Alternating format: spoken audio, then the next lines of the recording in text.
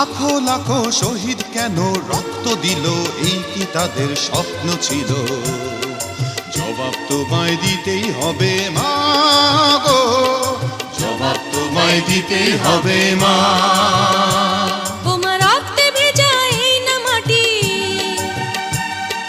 জীবন দিয়ে রাখবো খাঁটি। শপথ নিলাম আজকে তরুণ ছাত্র ছাত্রী দল,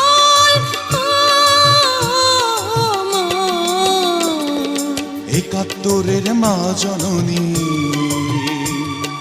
কোথায় তোমার মুক্তি সেনার দল? একাত্তরের